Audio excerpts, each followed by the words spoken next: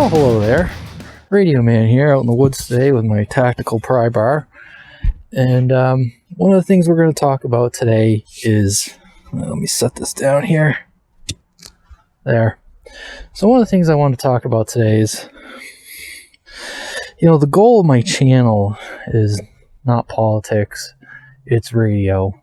It's always been there's plenty of people out there doing politics channels. Mostly, like I said, this is a hobby channel.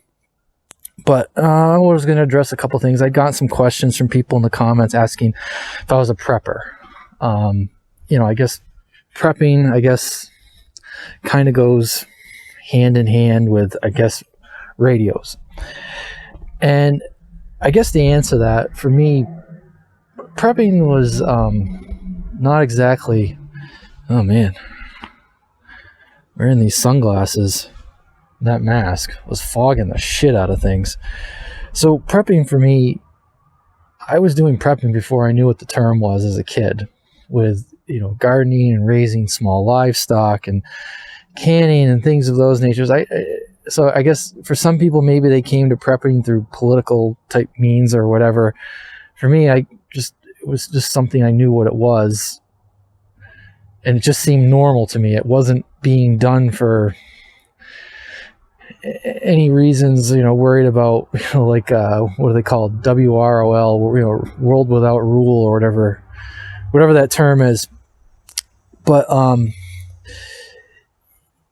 of the things I'm going to shout out some YouTubers here that are from like different spectrums, but they've covered the radio topic. And I guess I was going to throw my hat in the ring on it. First of all, Wrangle Star is one of them.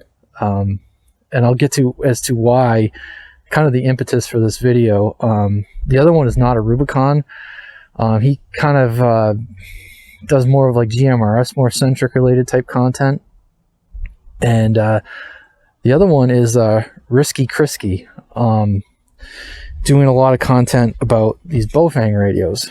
My background in radio is I worked in mostly land mobile radio, did some work with broadcasting, but mostly field service technician, doing work on two-way radio systems pretty much almost my entire working life as I became an adult.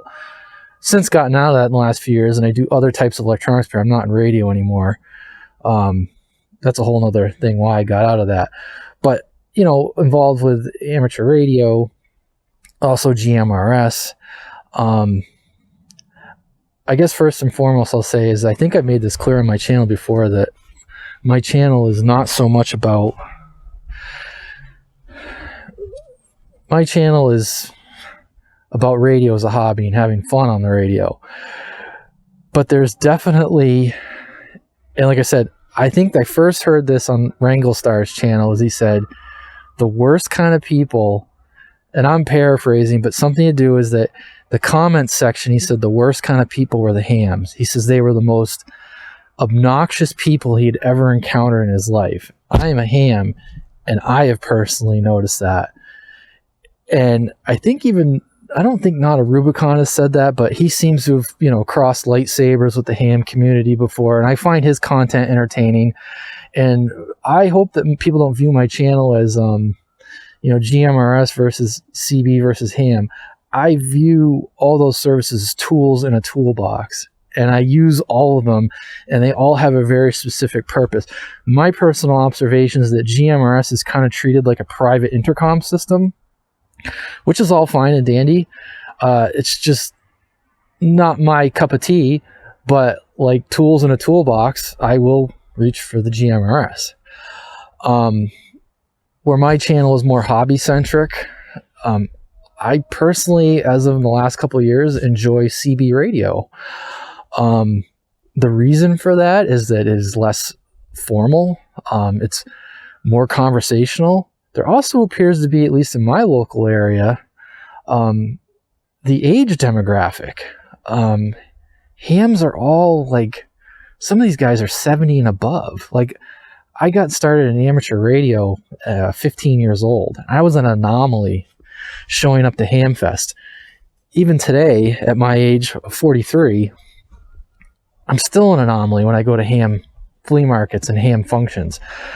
I've been going to some CB radio functions lately, and I am not an anomaly. There is a much younger crowd, which I find interesting. But I enjoy the conversational aspects of CB radio. Like I told someone the other day, I view CB radio as like a virtual bar room. It can get rough and rowdy sometimes, but I don't have thin skin like some people, and it doesn't bother me. I have a lot of fun on there. Unfortunately, like I said, I still am an amateur radio operator. The reasons why I just don't operate as much ham as I used to is that it's become very focused on activations and contests, and talking on the radio is non-existent anymore. It is all about contacts and paper chasing, and I just find it boring. Parks on the air and activations and special events, it's boring. It is just like watching paint dry. I want to get on the radio, mix it up, and have fun. But I have a lot of experience with radio in terms of like the technical side of it. And so I wanted to share my piece on the CB radio aspect of it. And again, not to emphasize, you should sell everything you have, sell all your GM. I'm not saying that. What I'm saying is that you should consider CB radio. Personally, what I've seen is that some of the equipment that has been coming out in the last 3 to 4 years has gotten much better in quality. The equipment that's coming out, and the features have gotten a lot better. One of the things I want to point out is I own a couple of these, and I see these videos of, and I'm not referencing the guys that I've shouted out. I'm more referencing the people that are just basically glorified paid product placement people, where they're doing these like crazy poses, and they're like thinking that somehow they're going to call for an airdrop of beans and bullets, one of these things from 20 miles away. The best thing I can say about these is that I think these things cover like 120 megahertz or something up through like continuous up through like 500 megahertz. There's no RF front end filtering in this. So the way you have to imagine this is like, this is using something called what's like a radio on chip technology. And if you guys ever looked at like a commercial radio, like a Motorola, and you've ever wondered, oh, why do they come in these weird band splits? Well, that's how Motorola is able to guarantee specifications on receiver sensitivity and adjacent channel rejection, is that electrical filtering can only do so much. And these radios pick up the AM, FM. There's no filtering. This radio is like a barn door. Whereas if you bought a nice commercial duty Motorola radio, for example, they actually have filtering them. These things will pick up the the FM broadcast band, like FM radio. So if don't take my word for it. Go on the internet. You read stories of people buy a better antenna, like a tape whip or something, or even looks like a true quarter wave, and they're like, oh, it works even less. This antenna essentially is dummying up the radio a little bit. I've also, like I said, don't take it from me. Go on the internet. People have tried to operate these from mountaintops, and you'll notice they get cut out, like those, and like you'll totally lose the receiver. It's the front end that's getting besorched by. Just imagine being in a crowded room, and everyone's talking. You can't hear the person you're talking to. That's almost like what's going on with this radio. Does it mean don't own it? Does it mean it doesn't have a place? No, absolutely not. But I kind of classify this as like kind of like beyond line of sight, or excuse me, not line of sight, beyond visual communication. Like I would not rely on trying to make communications with this thing at 5 miles. Now where I live on the property here, we're talking, trying to think, let's just say like 20 acres. I think it would do just fine communicating to other buildings on the property. Like, I don't know, I guess speaking from a prepper perspective, like great security type radios, but, trying to make communications at a distance, the front end isn't here. And you're going to find if you put a better antenna, this will actually perform worse. But like I said, I own these, and I don't think that you shouldn't own one. Just be aware that this thing's basically like a glorified scanner with a transmitter strapped onto it. There are guys that, like I said, don't take my word for it. Go on the internet. There's guys that you can buy these little, like, I think they're rated for like 10 watts bandpass filters for the 2-meter band.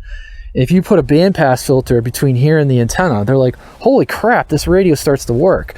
Because now it's filtering out the broadcast band, the cellular stuff, the TV transmitters. It's filtering all that crap out. There's no filtering in this radio. Now, I'm not going to be like the ham, like there's some ham guys that are so upset by these, like they're like saying you can't be on their repeater, one of these things. I don't know. I'm not getting into that, but just know what you have. It's a tool. It's kind of like, a great analogy is like, I got some Harbor Freight tools. They're great in a pinch, but you know, they might let you down. That's kind of like, I mean, this is kind of like Harbor Freight.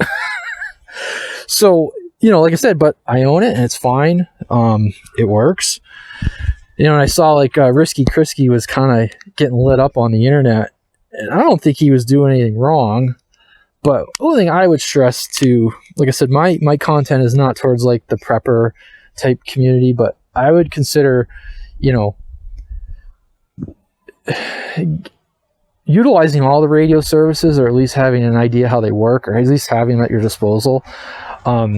Another radio like this is a President Randy 2 FCC. It's a CB radio, portable radio. It's got the weather band in it. So the difference between this is that this actually has a filtered front end, because it's only covering the CB band. It does cover the weather band, but it's basically like a separate receiver inside of it. Same thing. It's actually got like an actual tuned circuit inside of it just for the weather band. This is actually a pretty decently made radio. They're about $150. They come with a lithium-ion battery. Build quality is pretty good on it. I'm going to do a further review on it. The other thing, the rubber ducky antenna kind of puts this in what I would call beyond visual sight communications. If you put this antenna on, which is a 52-inch telescoping whip, yeah, not practical. But if you're, you know, parked stationary in the woods, I have made contacts with this antenna to base stations 20 miles away. Now, I'm not delivering a crushing signal with this antenna, but I'm delivering a communications grade signal where they can make out what I'm saying perfectly. The receiver on this radio is excellent. I've been messing around with it, and it does AM, FM. I'm thinking about buying a second one of these. I'm going to do something more on this at a later date, but I just want to check my notes here to make sure that I covered everything. But I just kind of wanted to say, you know, people out there looking to learn more about radio, you know, like I said, I'm trying to kind of like focus. I just kind of wanted to focus my content in one area. I didn't want to do CB, ham, GMRS. It's too much, and I kind of wanted to focus one area, and I kind of wanted my channel to be fun. Excuse me. And I didn't want my channel to kind of be all over the place. Or there's so many prepping channels out there, and there's so many great ham radio channels out there. Like I said, Not a Rubicon, great channel on GMRS type stuff, and I have it. But I personally grew up playing with radios. I like having fun on radio, and I'm finding my most fun on CB radio. So to kind of cap this off, to, you know, okay, if you're watching this and I'm talking about prepping, this isn't really, I'm not going to say it's not my wheelhouse. I think I know plenty about it, but I think if you're someone looking to learn more about radio, you really need to consider all your options and treat them as tools. I mean, I guess if we, you know, a lot of people in prepping like to look back to the military. I mean, military has, you know, they cover many frequency bands from HF to VHF to UHF to microwaves. And they have used specific radios for specific task. But what I would say to the people that are watching this that might be in the prepping community as to why should I get a CB radio? Well, one of the reasons is it's license free. The other reason is it offers anonymity. which I know to some people in the prepping community, that's a major selling point. I'm not even going to get into the whole thing about encryption. You know, that's a whole nother can of worms I'm not even going to open. But what I found personally is there was a lot of preppers, I would say around 2007, that ran to ham radio. And I know some of them, they got set up with equipment and they got radios and they don't do anything with it. They just listen and that's it. And I also know a lot of people that ran to DMR when DMR got real big in this state. And I would say 99% of them, hams, didn't even know how to program the damn radio. So I don't know what it is, but the hams are like the hall monitors of YouTube. And guys, you got to do better if you're a ham. If you know someone's acting obnoxious in the YouTube comments, have an intervention with them because they're embarrassing themselves. There are piles of YouTube videos of people just like, what the hell's wrong with these people? You guys got to do better. I'm starting to get on a tangent. But I'm finding that, like I said, these people, they got into it and they don't use the radio equipment. Or like people flock to DMR and they don't know how to program the radio. And there's like one guy in this state, not me, I know how to do it, but there was like one guy who was programming, and listening to these guys was almost comical. I had to stop listening to DMR because it was painful to listen to. I would consider getting a CB, like I said, because of the license-free aspect, the anonymous aspect of it, and also it propagates like HF. I was just listening to radio a little while ago and I'm hearing coast-to-coast communications off my base station. I don't even know. I could try it. Let me go. I bet you I could hear something on this thing right now. Doing all those honeydews. Texas. I'm up here in Maine right now. In a situation, you know, I'm not going to speculate, but let's say there was an issue with getting information how we normally do, like through the internet. This could be used as a tool. You don't have to have a license for it. And as long as you follow good radio practices, the 11 meter band performs very well. And there's good equipment out there, and it'll perform every bit as well as amateur radio equipment. As long as you're using a good antenna and decent radio equipment. I think some of the, I don't know what happened, but it was like the 4-wheel drive community and the prepper community, and it was like all these people converging, and they kind of like were like, oh, they steered towards GMRS. If you're truly a prepper and you truly are someone trying to learn more about radio, I don't think you should sell CB radio short. Like I said, that's not the focus of my channel, but where this video I'm talking about it, don't sell it short because it can definitely be used as a tool when the band's open. The low band characteristic of it, it propagates much better. I know like in the mobiles, I'm getting about 20 miles of range mobile to mobile. These things, which on simplex, you're not doing that with VHF radios. At least where I am in Maine. I mean, I was out in Nevada one time, and I know guys are talking across valleys at crazy distances, but the kind of terrain that we have here in Maine where you drive 20 minutes and you're at 0 feet sea level, and then you drive 20 minutes inland and you're at 400 feet sea level, you drive another hour and you're at 2,000 feet. We have some pretty varied terrain here in Maine. So I think I covered everything I wanted to cover in this video, so thanks for watching, guys, and like I said, just kind of wanted to address some content I've been seeing out there and throw my 2 cents in it. Thanks for watching.